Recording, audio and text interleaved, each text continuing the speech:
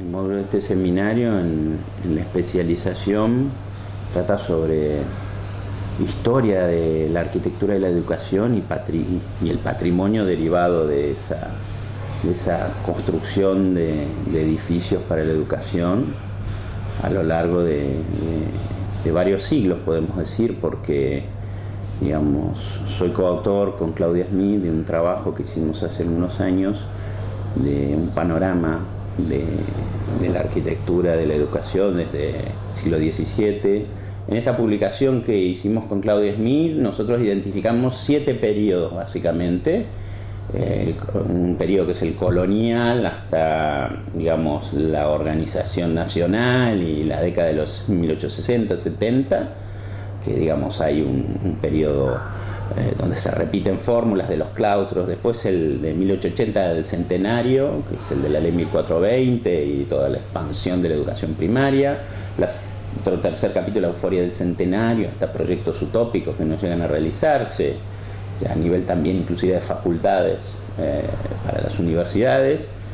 Otro periodo, el cuarto, sería de los años 20, de la época radical, donde la arquitectura primaria ya estaba, digamos, consolidada como una primera etapa de construcción de escuelas, y hacían falta normales y empezaban a hacer falta colegios nacionales por el acceso a la universidad o por la difusión del normalismo.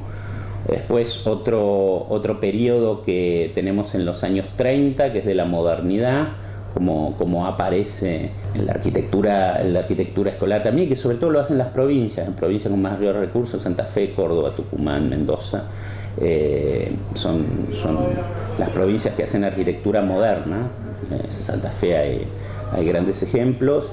Después otro periodo, que es el periodo anterior al peronismo, que es ese momento también que desde el punto de vista nacional se hacen distintos tipos de emprendimientos escolares, que van la ampliación de las escuelas técnicas, escuelas agrícolas, que ya comienzan en el centenario. Y después el último, un periodo más desde el periodo peronista, del 45 al 55, y el último es el de los años 60, principios de los 70, con el módulo 67, la prefabricación, etcétera, etcétera, y los últimos grandes edificios de la arquitectura monumental, sobre todo en hormigón armado, como el Manuel Belgrano de Córdoba, ¿no? Y bueno, ahí tenemos varios siglos, pero sobre todo un siglo muy importante, que es el que va entre 1860 aproximadamente y 1960, 70, donde la Argentina estuvo, digamos, en la cima de las políticas educativas a nivel latinoamericano y muy importante a nivel mundial, y eso se tradujo en una infraestructura de edificios para la educación muy notable, muy variada, y con digamos, diversos centros de exploración de la arquitectura para la educación que se dieron en el Consejo Nacional de Educación, en el Ministerio de Obras Públicas de la Nación y en las Secretarías de Obras Públicas de varias provincias importantes, entre ellas Santa Fe, ¿no? Hay que identificar los valores desde la valoración del edificio o del conjunto que tiene un proyectista entre manos, que justamente es la especialización, apunta a eso, a dar herramientas y formación a arquitectos que van a trabajar en el campo de la arquitectura escolar, la arquitectura para la educación. Y a veces, digamos, son edificios nuevos, completamente nuevos, otras veces son remodelaciones o ampliaciones de edificios existentes. Entonces, en este módulo tratamos, por lo menos de mi parte, de dar herramientas para apreciar cada una de las partes componentes de ese edificio, zonificarlos de acuerdo a esos valores, pero ver también el edificio como un edificio con un valor general, cultural, social, urbano, pero también identificarlo como parte de un sistema, el sistema de la arquitectura para la educación que se fue construyendo en la Argentina en ese siglo que mencioné, 1860-1960, y varios periodos. Entonces, una escuela aquí en la ciudad de Santa Fe, en Rosario, en Rafaela, está inserta en un momento histórico y en un sistema de planificación de arquitectura para educación nacional o provincial. Entonces, quien está frente a, digamos, la tarea de poner mano sobre ese edificio, digamos, identificar lo que es importante para la localidad, importante para la provincia, pero también una componente más de un sistema patrimonial,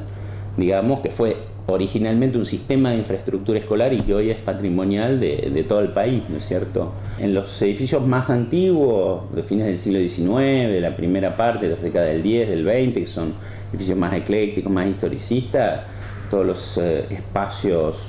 con mayor decoración, con mayor carga, digamos, patrimonial en cuanto a lo arquitectónico, son los espacios de acceso, los frentes de los edificios, los espacios de dirección, el salón de actos, y esos espacios están utilizados de la misma manera. Donde empieza a haber más flexibilidad es en las aulas, digamos, en la configuración de los patios, en las aulas especiales que ya tienen otro tipo de equipamiento, pero en general desde el origen son diseños realizados con bastante flexibilidad, digamos, son como espacios más neutros. Por ejemplo, lo que es importante es las adiciones. En general, quienes están en arquitectura escolar, en las distintas divisiones de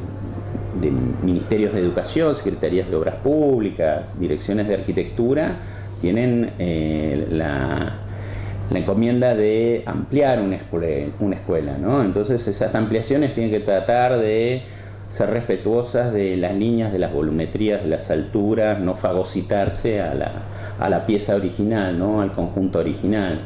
Entonces tratamos de encontrar alternativas de interpretar esos sistemas compositivos, geométricos, espaciales que tienen esos edificios originales, para que las ampliaciones, sirviendo a las funciones y las necesidades espaciales de hoy,